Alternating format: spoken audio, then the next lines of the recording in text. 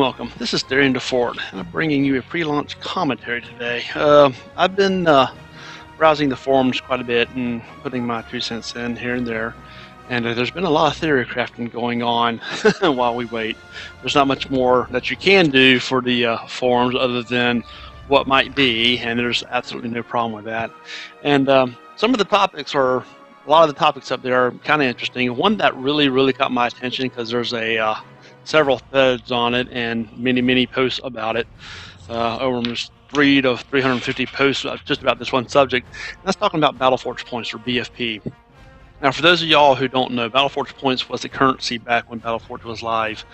Basically, you paid real money, you got Battle Forge points, and with those Battle Forge points, you could buy booster packs, which would give you new cards. And that was really the only way to get, that's the only legitimate way to get new cards, other than tournaments and community challenges that would happen every now and then. One booster cost 250 Battle Forge points. So, and each booster had 8 cards, if I remember correctly. So with 250 Battle Forge points, you could get 8 cards. So that wasn't a bad way of doing it. It was pretty good.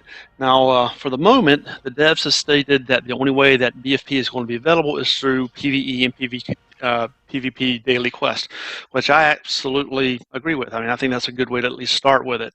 I have no idea, nobody does, on how much BFP is going to be available per quest or how many times you're going to be doing the quest. So that's really a big, great unknown right now, which is fine at this particular stage. I mean, that's not really something they need to worry about right here, right now. So what I'm about to talk about is purely speculation. There's not much information about it. The devs are keeping tight-lipped, which, like I said, there's no problem with that. The whole scenario on the forums that's playing out is how long should it take to be able to purchase one booster? And one booster is really the foundation for it. And I think that's a good foundation, is how long should it take to purchase a booster? The current theories that I saw on the forums were rather interesting. They were anything between 1 hour to a month to get one booster, which contains 8 cards. Now, to put this in perspective for people who may not know, there's roughly 550 cards in the game, maybe a little bit more, maybe a little bit less. In all honesty, I think it's actually a little bit less. So in order to get, just using 550, in order to get 550 cards, you will have to purchase 69 boosters. Each booster has 8 cards. So, and that's assuming that the boosters that you get don't have any repeat cards. That's just straight up 69 boosters. Now, the old game, each booster cost 250 Battle Forge points. And once again, we don't know how much they're going to cost in this game. But to put it in perspective for you, that would be 17,250 booster or Battle Forge points that you would have to collect in order to get all the boosters, to get all the cards in the game. Now remember, in Battle Forge, you have level 0 to level 4 cards. Your first card that you receive of something is your base card, and then you can upgrade it to level 1, level 2, level 3, and level 3 is the maximum. Now, in order to do that, you have to have additional cards. So if I'm going to upgrade one card from level 0 to level 1, I have to basically destroy a card in the upgrade process. It requires a card to be sacrificed, if you will. So not only do you have to purchase 69 boosters to collect your 550 cards in order to upgrade all the cards in the game, if you want to do this, you have to collect almost over, what's that, 4 times 550 is 2,200. So 2,200 cards at 17,250 Battle Forge points for just one set of cards. So you're looking at, what is that, 40, 20, almost 70,000 Battle Forge points to be able to collect all the cards in the game and have them all upgraded. Now, that's a lot of Battle Forge points, and that's a lot of cards. So it's kind of an interesting scenario that the devs are in right now, and that's just some of the basis and foundation for what you have to do in order to get all the cards in the game. Now, is everybody going to get all the cards in the game? Who knows? I'm sure some people might. I had them all in the when the game was going, so I know a lot of other people did as well. So it's definitely a goal to work towards. Now, I've talked about this before in my original commentary when I first did my first Reborn commentary. The greatest strength of Battle Forge is it's free to play. That is really its greatest strength. It is truly free to play. The devs can't take any money. They're not allowed to by EA via copyright infringement. That is its greatest strength. Unfortunately, it's also its greatest weakness, and I'll explain that a little bit. Right now, the free-to-play model is running rampant through the PC industry. I mean, their free-to-play games are popping up all over the place. They want to get you hooked. They need to get you hooked, and then using microtransactions, they will hook you and get your money. The free-to-play model has turned games into a grind for money, in my personal opinion. And what I mean by that is we'll lessen the grind if you give us money. We'll give you more XP if you give us money, stuff like that. While some games are definitely pay to win, for the vast majority of them, most of them aren't. You're just paying to lessen the grind to get to the level that you want to get at. In my personal opinion, I think the free-to-play model has put a huge dent in the quality of games being released for the PC versus the old school monthly payment. Because I can tell you right now, just looking at, perfect example, EverQuest, Dark Ages of Camelot, what else is there? Lord of the Rings Online is another one. All those games lasted for years, and some of them are still going, but they're not, or then they ended up having to do the free-to-play model because that's what they're doing. But when they were monthly subscriptions, they're awesome. They really were. And the free-to-play is just it's ruining the market because so many are coming up and then just they're not producing what they want to produce, and then they're just going the way of the dodo bird. Battle Forge Reborn has to balance out the free-to-play grind with retaining new players who have no way of reducing that grind because money can't exchange hands. So if you have a grind in a game and it's free-to-play, how do you reduce that grind? I mean, you can't pay money for it, so we obviously can't go that way. And I'll give you a perfect example of what I'm talking about here.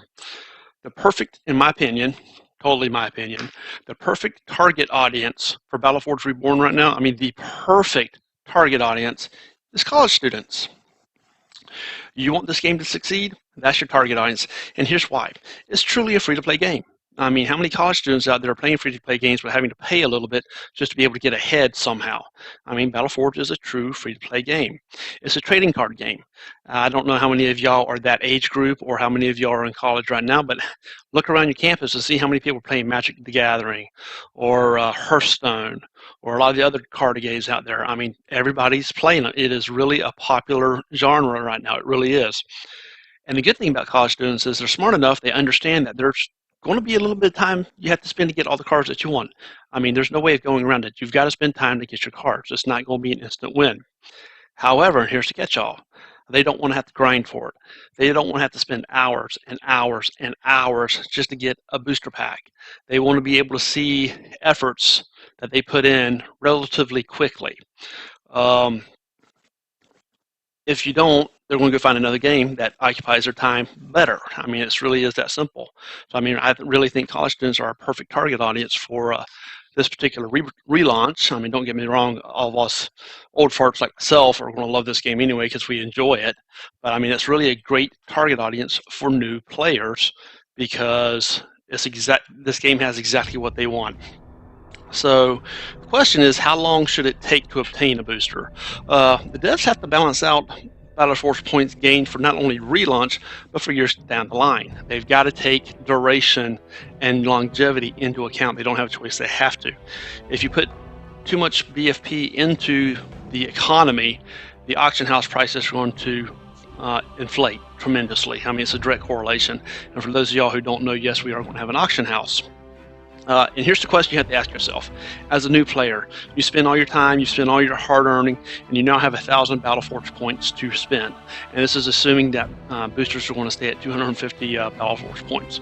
But you want a Parasite Swarm. And you see that Parasite Swarm on the auction house, 4,000 BFP.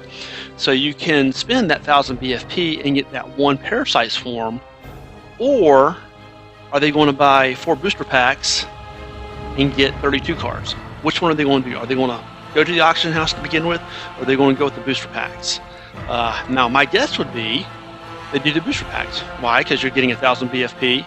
You can get 1 card versus 32, and in that 32, you might have a chance to get a Parasite Swarm, or even something that's a more valuable card that you can put on the auction house. So I think for the very beginning of Battle Forge, depending on how they do the auction house, I don't think the auction house, or how they start the game, I don't think the auction house is really going to be that much of a problem in regards to Battle Forge points. Now, 6 months, 8 months, 9 months down the line, yeah, it's going to change a little bit. But for the most part, once those new players start getting that Battle Forge points, they're not going to use the auction house that much, depending on how hard or how easy it is to get Battle Forge points. If they really had to work to get that 1,000 points, then yeah, they're going to go with the booster packs. Battle Forge cannot be purchased, and it will take time to get those Battle Forge points back. So they've got to spend in-game time to get them. Now, like I said, once the game's been established, that might change a little bit. Battle Forge Reborn cannot, and I cannot stress this enough, it cannot have a long grind to get cards and to get upgrades. If you have a long grind, people are going to lose interest in this game, and this game is going to get in trouble very, very quickly. It has to be a very short duration to be able to get Battle Forge points, to be able to get new cards, and otherwise the new players are going to leave, because there's going to be all these hardcore people who are going, oh yeah, we got cards, especially those of us who really know how to play the game with a lesser deck versus some of the other folks. I mean, you give me a Pure Nature undone or a level 0 deck, and I can put a hurting on you, because I just know how to play Pure Nature.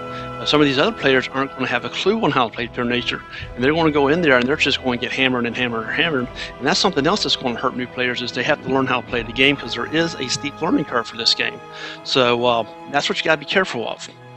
The lifeblood of this game is going to be new players. That's how this game is going to succeed. It's got to figure out how to not only find, but it's more important to retain those new players. If we don't get new players, then this game's going to be in trouble. If we drive away new players with long grinds, this game's going to be in trouble. I know it's kind of tough to hear, but that's just the fact. The way PC gaming is going now, people don't want grinds. Now, I am a firm believer in a little bit of a grind, but it can't be excessive.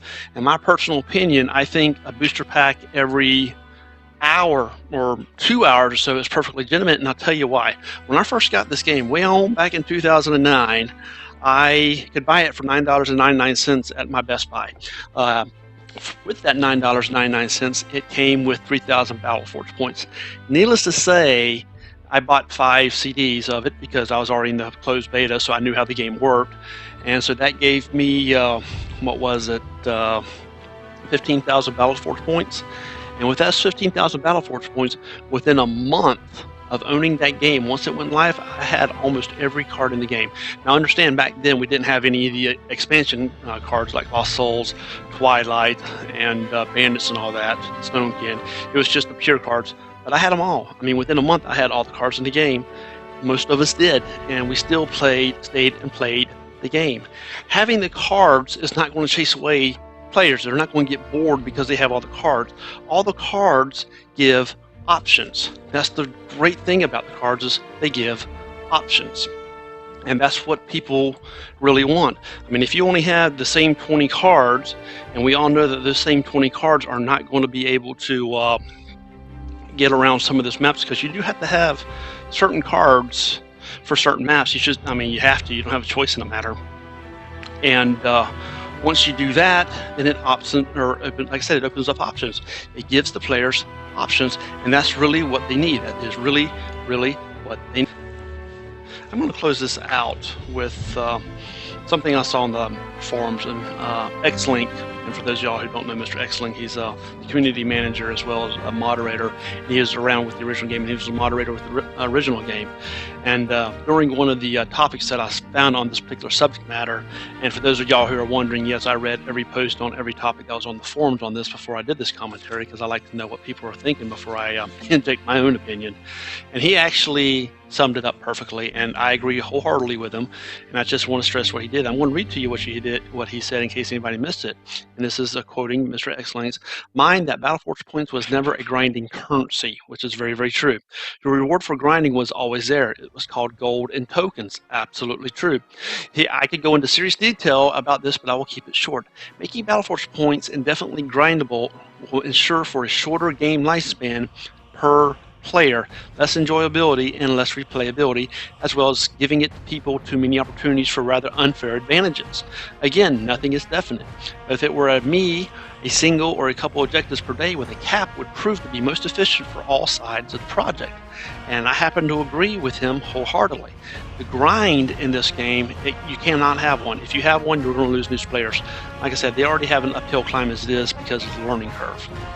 So this is Darian DelFords signing off, and I'll have a few more once I find some more hot topics on the forums, as well as any updates that come through. And I should be doing an update here probably in a couple of days, I hope.